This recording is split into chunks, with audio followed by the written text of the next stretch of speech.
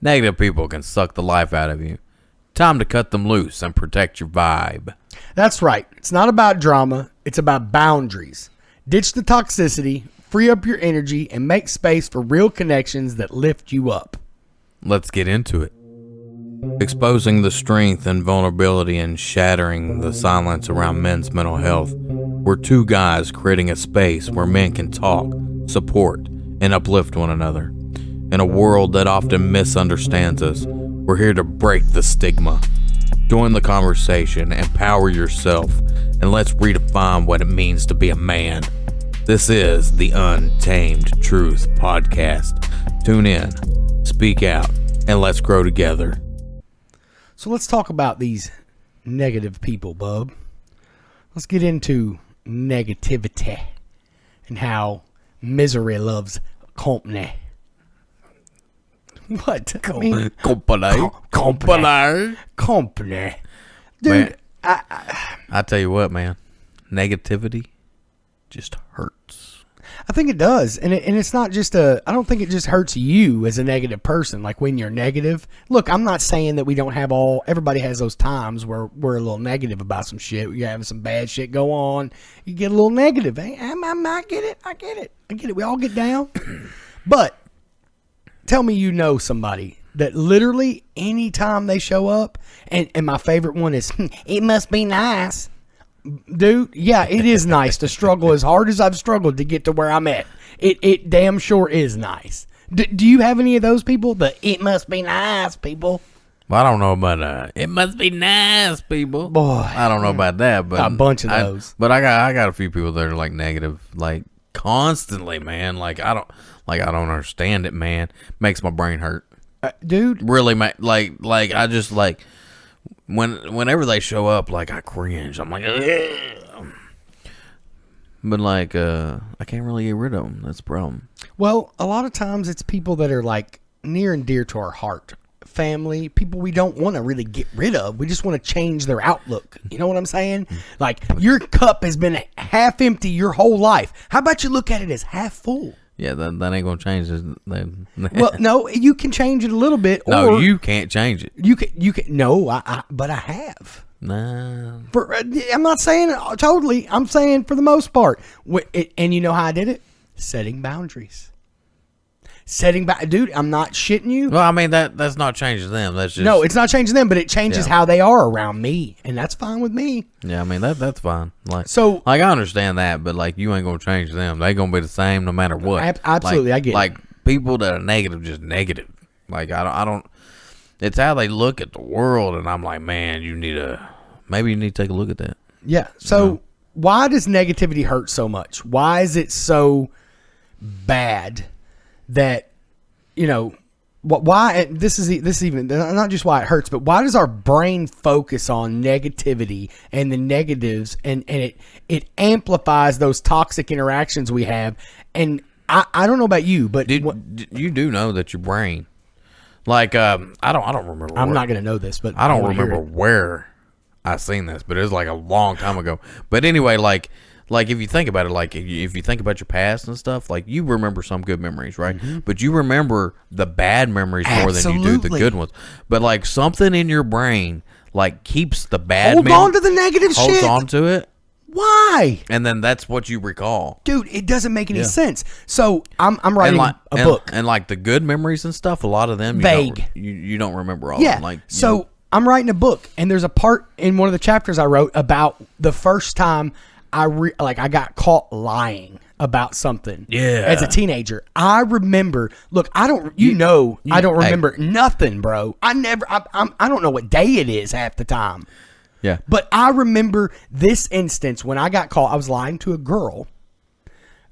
I remember her. I remember where we were at. I remember exactly what it was about. I can see the bag of ravioli I was lying about in my head right now. I can see it.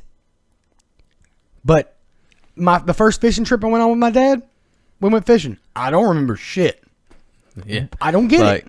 Yeah, it's something about your memory recall and stuff. But like, so like, some people like remember everything. Others just remember parts, right? Yeah. Well, I'm one of those that remember parts. But like I remember more of the negative stuff. I remember lying and getting a whooping over it. But the thing is, my memory of that occasion is totally different than what my dad told me.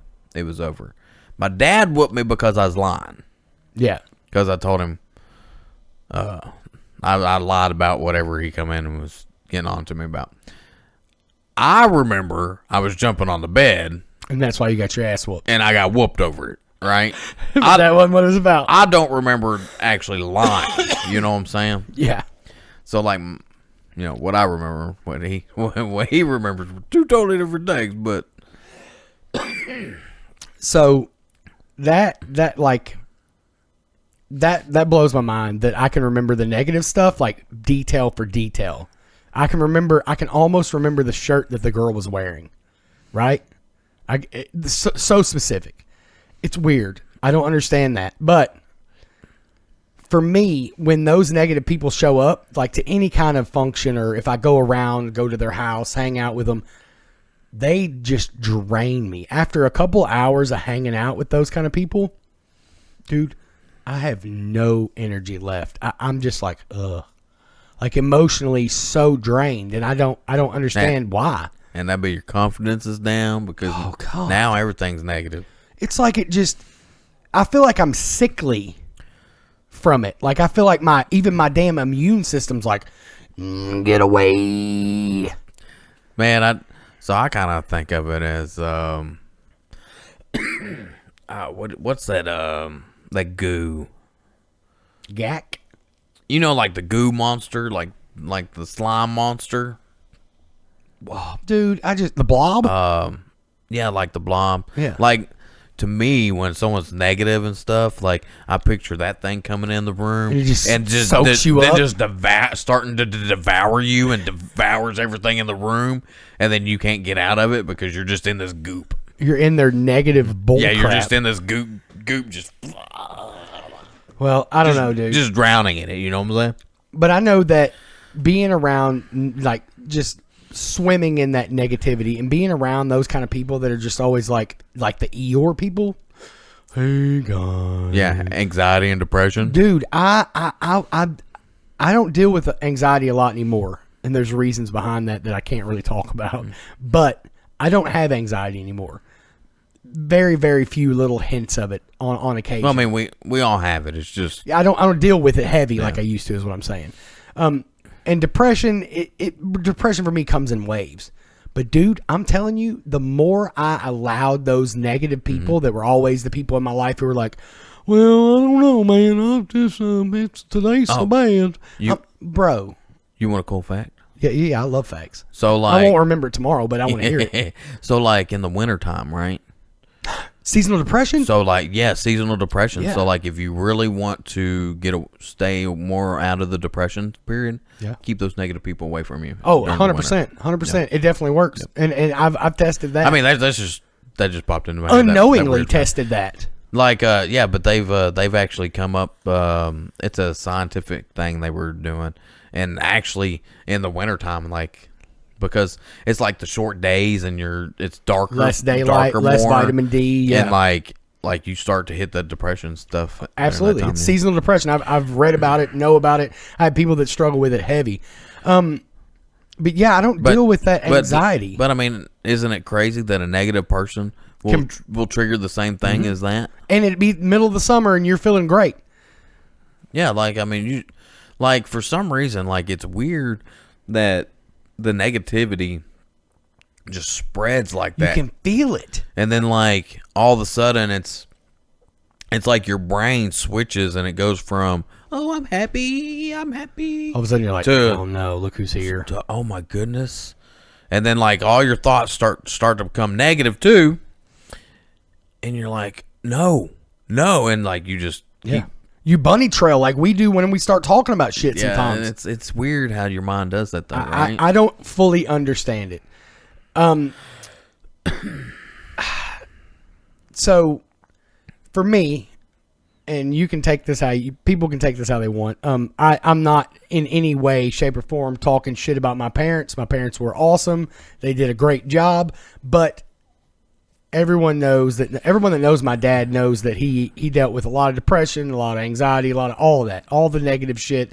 My father was a glass half empty person. He was definitely not always a cheery human to be around. Well, that's kind of like my grandfather. And I think it's just the experiences and the shit that they had to go through and the turmoil. Well, I know it was for my grandfather growing up, but he was negative. Like, I love my grandfather.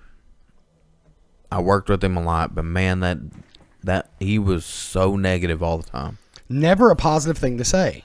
And a lot, like, I'm not saying my dad didn't say positive things, but for the most part, my grandfather, like, I don't know that he ever say anything positive. I don't remember it. Holy put it shit. that way. That's bad. Like, I don't. The most positive that I got from him was that I remember was he had hurt his leg and he was asking for me to come help, Yeah. I mean, that was a positive In the middle of a negative. So, like, I don't know, man. Like, I'm sure he gave some positivity somewhere and about, but I don't remember it at all. My great grandfather was the most positive person that I remember from my childhood. Like, he was always the happiest, cheeriest, and I mean, you got to think when my grandfather died, my sister was 3. My great grandfather, my sister was 3, and dude, he made such a lasting impression on me. I named my second son his name. My second son's middle name is Ansel for my great grandfather.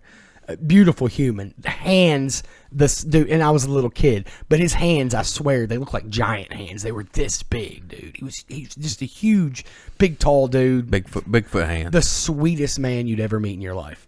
So that guy was one of the biggest, positivities in my life. But so my childhood was spent in a household full of negativity constantly. It was a constant negativity. There was always something crazy going on. There was always, this, that, and the other, whatever. And usually it wasn't financial things that I knew of, but I was a kid, so I didn't really know.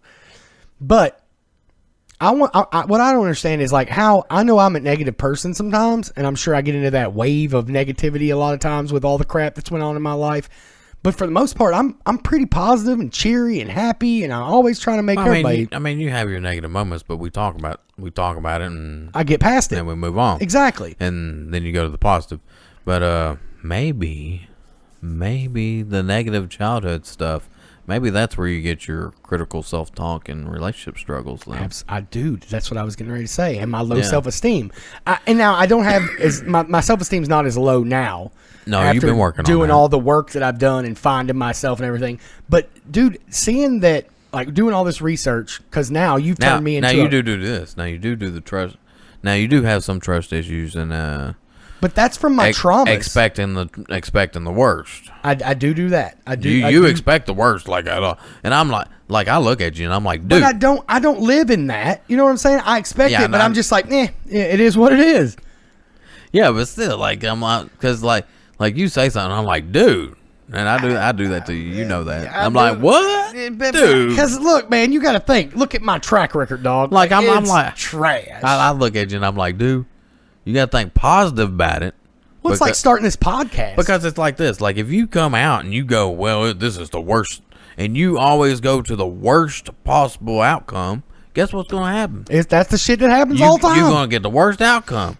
If you go into it thinking the good stuff, it's going to meet or exceed my expectations. Yeah. Like, I mean, like it's weird how your thought process works like that. I know. But it does. It really does. Like, people say that you manifest, and I'm like, well, you do to an extent, but because it's how you approach it. Like, if you're positive about it, you're going to do positive things, and you're going to work toward hitting that goal that you want. And if you're negative and thinking about the worst outcome, you're not going to work for it.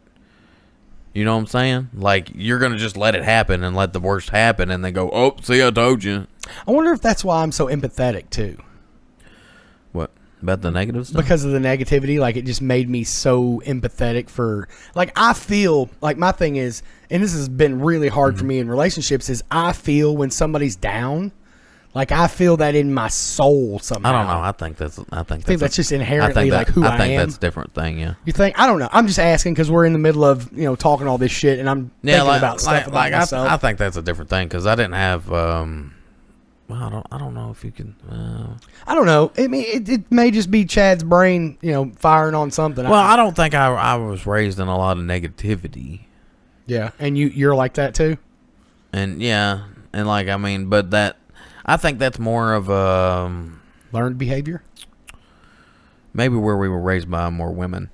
Because our dads were not absentee fathers, but they worked a lot. Yeah, where they worked a lot, we didn't see a lot, and because back then when we were growing up, when your moms were trying to teach you to be more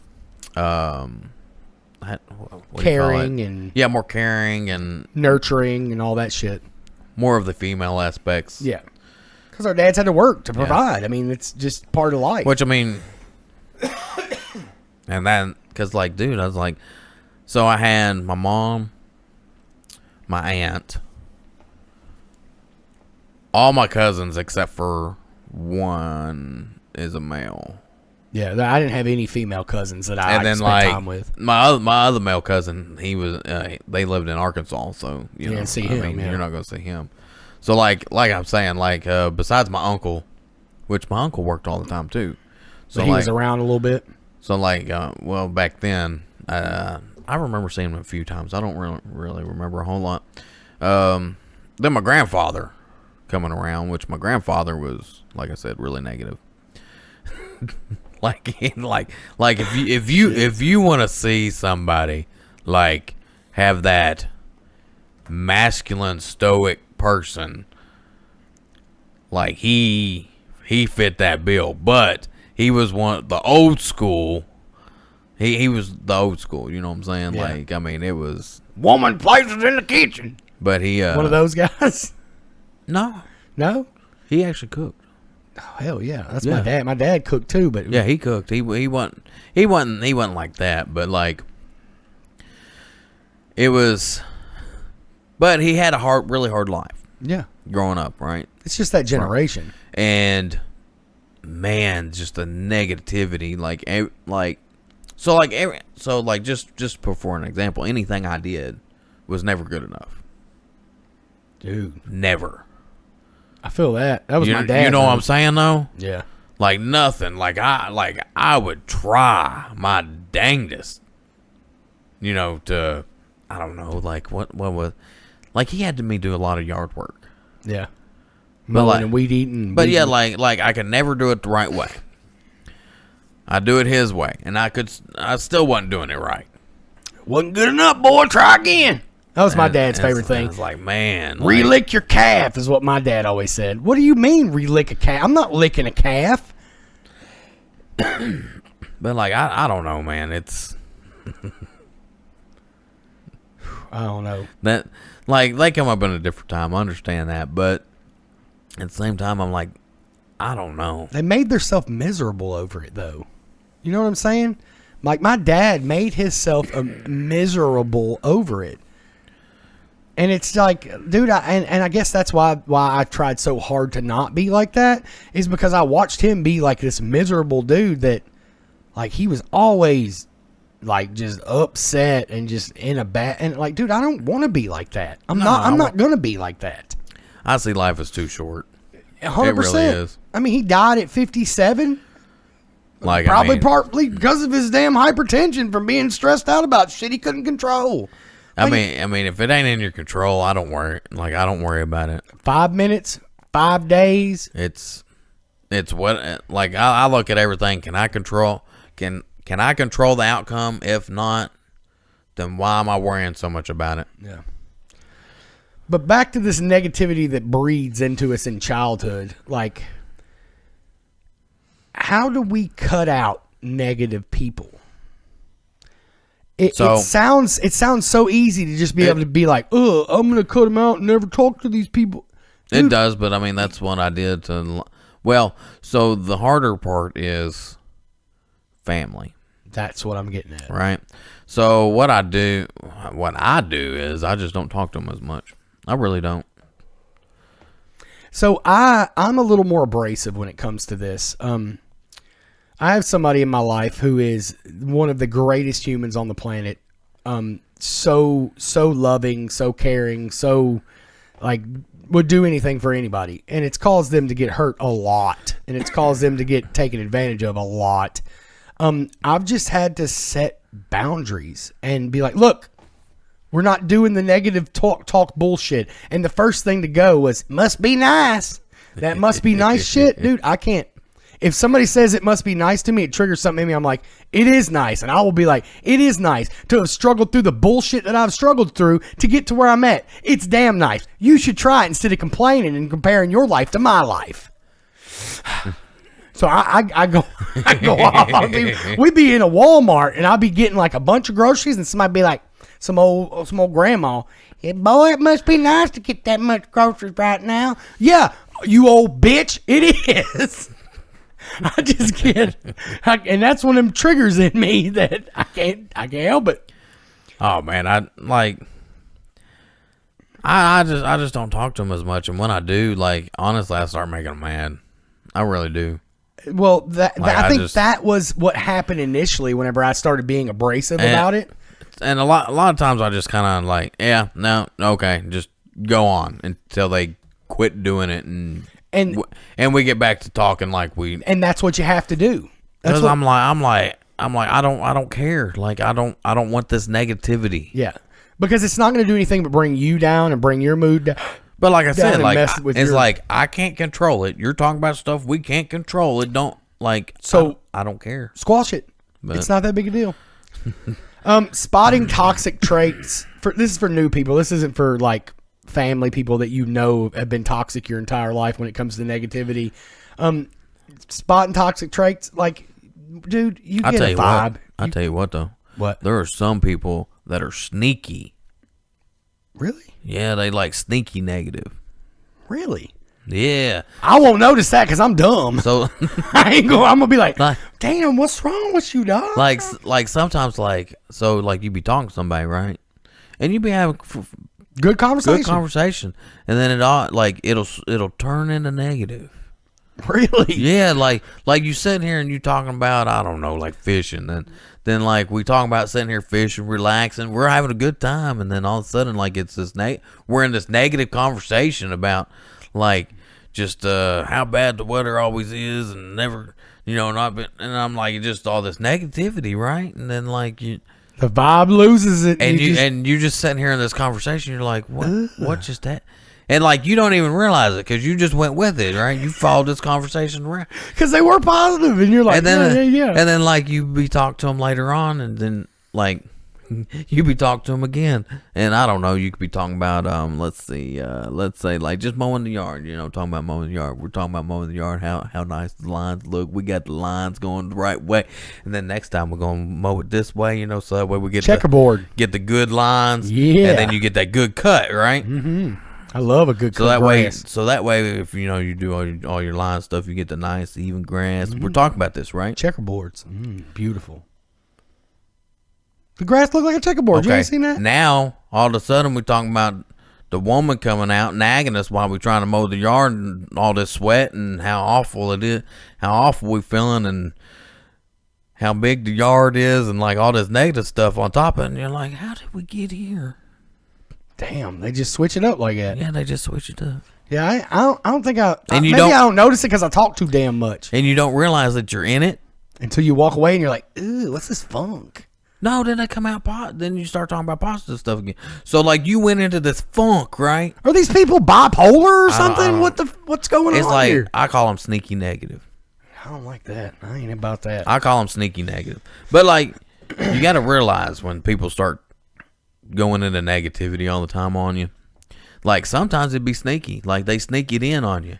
Damn. Yeah, and you don't realize it. I'm too upfront about shit for me to be sneaky. I just be like, this is a bad day, man. Today sucks. I mean, like me and you, it's a little different. We talk because we talk about all the things. We talk about everything, but you're not a negative person. No. But like what I'm talking about is like every time you talk to this person, like it becomes a negative conversation.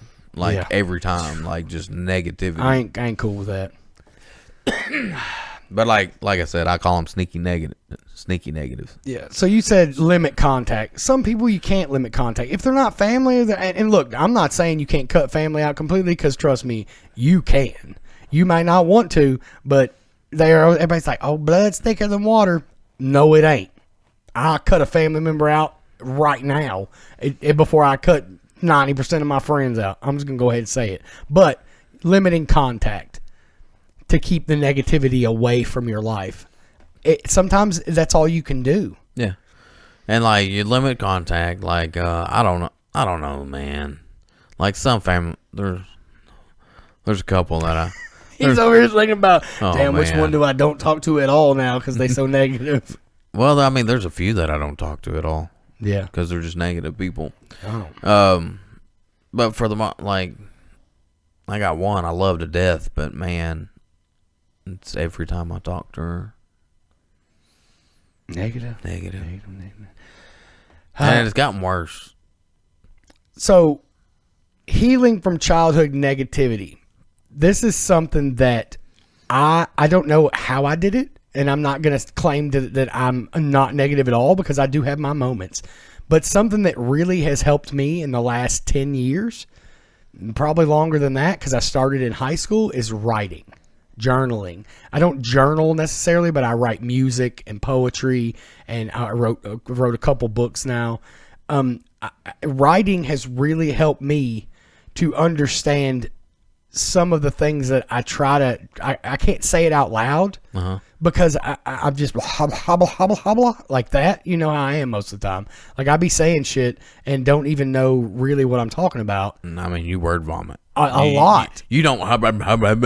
You word vomit. I know, that's what I'm saying. So writing has really helped me better to articulate some of that stuff. But maybe that's one of the ways that I've helped my own self heal from some of the childhood negativity that I lived through. So one thing I want to say is I'm going to say this, and then I'm going to tell you how I worked on my side. Yeah, because I used to be a really negative person there for a while that I remember. But like, consider therapy or trauma processing, which therapy's fine. I didn't do therapy. I didn't do that. But what I did was, because, I was doing the self-improvement stuff. Mm-hmm. So a lot of the self-improvement stuff is recognizing when you're being negative. So you actually have to sit down and be honest with yourself when you're starting to think about negative things. And go, hold up, wait a minute, let me put some pimping in it. And then you're like, okay, I'm thinking negative. What's positive about this? Yeah. And you think about the positive aspects. And let the positive outweigh the negative. And then eventually, like after you do it a while, like after I did that a while, like or I'm just like starting to go negative because like you be at work, right? And you especially those shit jobs we had. And you sitting there and you're like, oh my gosh, this guy ain't doing nothing. He ain't pulling his weight. He ain't pulling totes. He ain't sweeping. He ain't doing, and then you're going into this negative hole, right? Yep. And then it makes the whole day bad. And then one of the things that I used to do is I used to stop. And I'm like, I'm thinking negative. Stop. Clear my head. Take a breath. Count to 10. All right, let's start over. I need to put some of this shit into practice because I don't be stopping for nothing. Because then I'm like, let's start over. You know what I'm saying? And then I'm like, let it go. Just let it go. Let it go. Release. I'm gonna do my job. Let him do his job. I ain't worried about release it. I'm just gonna go on. And then because never expect someone to work as hard as you. Nope. No. And never expect anybody to do anything like you do it because they're gonna do it different. Yeah. Then once I started realizing that and using those little techniques I was talking about, because I did them all. I did them all. Like all the little different techniques, I'd do them all just to try to see which one clicked the best for you. No, I did them all. Just did them all. You didn't find one that worked better for you than the other. No, one? I used all the ones I was talking about. Okay. Yeah, like sometimes I just clear my head, like piddly stuff. I just clear my head. Yeah, So it depending on the how much it was going to affect. It kind of depended on what it was. Like if I'm starting to get really negative about, I don't know, I can't think of anything right off the top of my head. But yeah, I get. But my mind's going really negative, right? And it's not piddly stuff. It's shit that's important. It's stuff that would be actually important to me. That's when I would stop. Hey, you're thinking negative. Let's think some positives here. Yeah. And then I just start thinking about the positives. And then eventually, man, it becomes second nature. Like, really. I mean, you do think negative every now and then, but for the most part, you're thinking about positivity stuff. Yeah. So it's changing your entire mindset from the negative side of it to the positive side. Mm-hmm. I mean, that's kind of what I mean, I also did journaling and writing and stuff like that, but I don't think that helped as much as like actually doing those little exercises I was doing. I need to put some of those into practice myself whenever I do that shit, because I do still be, my situation with everything, and I do still be getting in a negative mindset sometimes, and it sucks. It sucks because like right now it's out of my control. So something that I've done to start building a more positive life for me and my kids and all the people around me, because whether you want to admit it or not, being a positive person around other people that may have negative things going on in their life, being that positive person really can help them to get past the bullshit that they're going through. Like, it really does. Just being around positive people, it can change someone's whole outlook on stuff, even if it's just for a brief moment. But something that I do a lot now that I've had to start doing, because I don't get big wins anymore, because I can't go to my shop and paint a car and see the end result and go, I did that. I have to celebrate the little stuff, the small wins, to help boost my my optimism. See, that's one thing that I needed. I've always needed to do more is celebrate the wins, but I don't know, man. Like, we had a video hit over 1,000 views, and for me, like, I was like, holy crap, this is dope. That's not a lot for somebody that gets 50 million views, but for me, that's pretty damn epic, I think. Yeah. I think that's cool. And this, we didn't have any set expectations with this. Yeah. Like it's cool. I got excited, but I was like, oh, okay. No, I mean, I got like, hell yeah. I messaged my mom. I messaged my sister. I was like, look at this. I celebrated it. See, that's one thing I need to do more of. Do it, man. I really do. But like, you're always going to be your own best cheerleader if you'll let yourself do it. But like, I don't know, like where I've desensitized myself with social media, because I don't really, like, I look at views and I look at likes and stuff and comments, stuff like that, and I'm like, that's great, but I don't put much value in it. I don't put much value into it at all. That's fine. Look, here's the thing, because it can be a negative thing too if you try to do that. But like I said, at the same time, I've needed to do it for a while, and I just don't. Yeah. I need to celebrate those wins more, but. Hey, it was pretty epic, dude. I was pretty happy. I mean, I seen it come across, and I was like, "Oh, that's awesome." Yeah, you just nonchalantly was like, "Hey, we got over 1,000 views on this one video." I was like, "Holy shit!" I was freaking out. I was texting everybody. I made a post. I was like, "Oh, dude, we hit 1,000," and I was thanking everybody and stuff. And people were probably like, "This guy's an idiot," but I don't care. I don't care what they think about me. I'm excited. I love it. So another thing that I need to do too is use affirmations. You ever use them? What is an app? So an affirmation is like, so like, let's say there's like, I want to, like, you're wanting to hit 1,000 views on a video, right? So that's something you're wanting to do. So an affirmation is, I have hit 1,000 views on this video. Okay. So you just set it a positive tone. Like, you're just like, hell yeah, I hit 1,000. Well, I mean, you set the positive tone. This is your goal. Like, a lot of it's on goal. You do affirmations on goals, okay, I get what you're saying now. I didn't know the word. Here's the thing. I'm stupid. I didn't recognize the word you were saying, really. Oh, yeah. So, like, affirmation. So you're just like. So you do it on goals, but you turn it around to, I did this. Yeah, okay. And, like, so,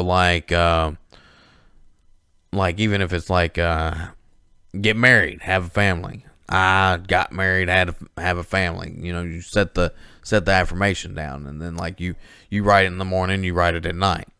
Like, we're gonna hit 1 million views, and you just say it. Well, so like then we'd set a time frame on In that. 6 months. But, yeah, right.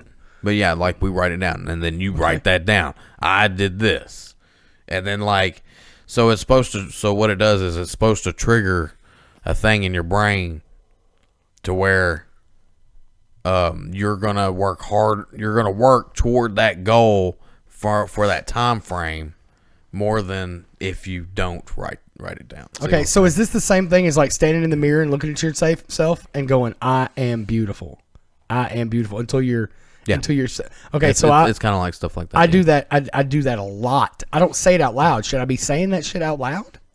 Yeah. I mean, Really? Does it make a difference when you say it out loud? I don't know. I'm asking because I'm dumb. So a lot of people do the journal thing and they write it down, but like, there's something about like if you're doing like a "I am beautiful" or "I am strong, I am worthy, I am strong, confident, worthy," and all that. Like that, when you're looking into the mirror at yourself, you have more impact if you speak it. Really? Okay. Yes. Okay. Well, I'm gonna try that. I wonder if. Never mind. I was about to be real nasty about something. I mean that's that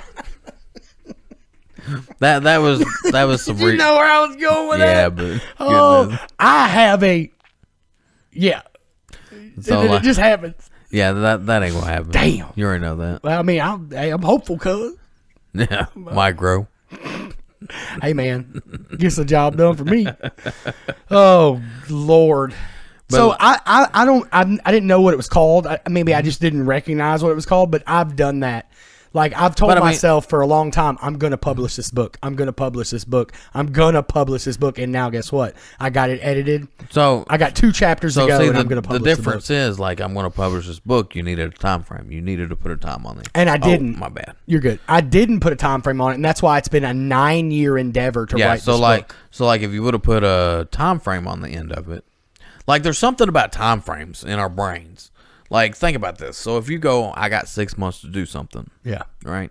Like, in your brain, you put everything off until you get down to the last little bit, right? Oh, procrastination is the key. So you do it, like, all the time.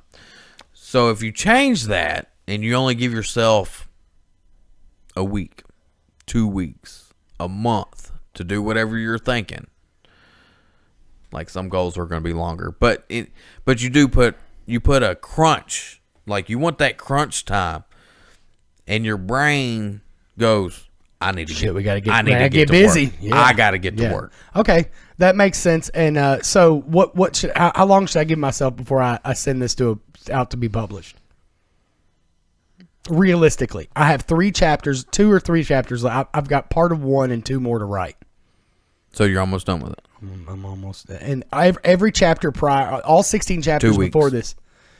2 weeks. You have 2 weeks, bitch. That's no time. I know. Put 2 weeks on it, and you will see how quick you get that done. Okay, 2 weeks. Put 2 weeks on it. 2 weeks. Now you got to hold me accountable because you know I'm dumb. No, I mean you got.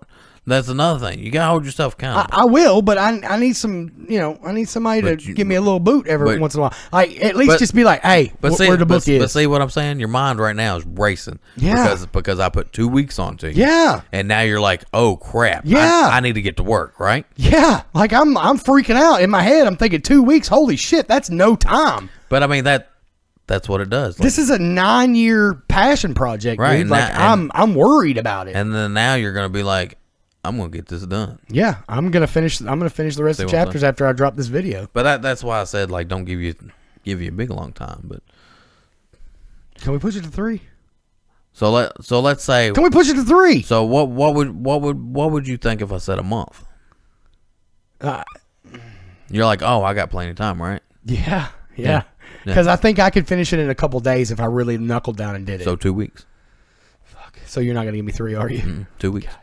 All right, well, 2 weeks. You see what I'm saying? All right, y'all get ready. 2 weeks. I got 2 weeks. To my people that are helping me edit this, we got 2 weeks. But you see what I'm saying, though? Yeah, I do. And the difference in just the time frame is you go from, oh, I got a month. okay, I got plenty of time. Yeah. Now I would procrastinate. Now you're going to procrastinate and maybe never get it done. Yeah. But if you put that well, that's what it's been up to this. But if you put it on 2 weeks, you give yourself only 2 weeks. Now you got to think. That's 14 days, dude. I only have 2 weeks. And I only have 1 week, really, because after 1 week, the kids are out of school, and then I'm going to have them up my ass, too. Now that changes your brain. You're like, oh, I got to get this done now. So now in my mind, instead of you saying I have 2 weeks, now I only have 1 week. I have next week to finish this book because the week after that, the kids are out of school, and they're going to be right here bothering me. Yeah, so. Yeah. Oh, Lord. Different, ain't it? 2 weeks, it is. Like affirmations are very powerful. Okay. Well, I like it. And I need to do it more. Powerful. I need to do it more. Because it literally is going to kick me in overdrive. It's also, and they're also positive. They will be positive things. The more positivity you have, the more positive that you keep putting into your life, the more positive that you keep bringing into it. See what I'm saying? Yeah. And then, like, I know some people are hard to cut out, but you got to cut them out. Like, or at least cut out their influence. You know what I'm saying? Cut out their influence. Like, and that's what I've been trying to practice. Set boundaries. Like, setting boundaries. Like if they cross that boundary, be like, hey, I gotta go. I got shit to do, and that's what I. But that's what I do. Some loved ones are harder than others, but like I'm telling you right now, like if it's just a person, like a friend, I'm sorry. Like I could known you from kindergarten. We were babies, right? And I'm sorry, but if you're negative, you got to go. I feel it, man. I feel it. And surrounding. And it's like this. So, like, you care about the person, right? Yeah. Like, because you've been friends for forever. But you got to care about yourself. So that's when maybe you two need to have a sit down and conversation. And a conversation about it. Maybe you don't cut them out, like, just instantly. But, yeah. But like, have a conversation. Be like, hey, man, if you're going to be negative all the time, this ain't gonna work. We can't do this. Yeah. I'm with you, and I've had to do that. I've had to have that conversation with a few people in my day, and it maybe not necessarily negativity, but people that like to step over boundaries that you set. And thank God I have somebody in my life that has helped me understand that those things, that setting those boundaries and making it to where nobody oversteps the boundaries, and if you do, it's a conversation first, and then it's a cutting out of. Yeah. Because that's what I lacked in my life for 40 years almost. 39, 38, something like that. I mean, that's like I said, it is a hard conversation. I've had it with people, but like it's one for your better well-being, and you have to come back to yourself first. Like, I like to help people and, stuff like that. And, like, you have kids.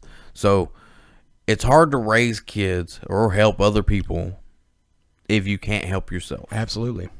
Right? I've had to learn that the hard way. Going blind has literally opened my eyes to, pun intended, opened my eyes to a lot of the stuff that I didn't take care of. Like, It's just like it goes back to that same stupid ass situation with the airplane. Put your mask on first. You have to put your mask on first, and you have to incorporate that into a lot of different areas of your life. And it sucks to realize it after you've lost an eye, and most of the other one, but it is what it is. But I didn't do it this time. You did. Yeah, I know. And usually it's you making puns about me going blind. Usually. Asshole. Sorry to love you, dog. So, ditching negativity and healing from a tough childhood takes a lot of effort, but it's worth it. Start with one boundary or one positive habit, and that's what you do. You got to start somewhere. We've said it a lot on this podcast. You have to start somewhere. But clear the static and keep choosing your peace. If you would, like, share, comment, let us know your fight. We're in this mess together. Till next time, thanks for tuning in.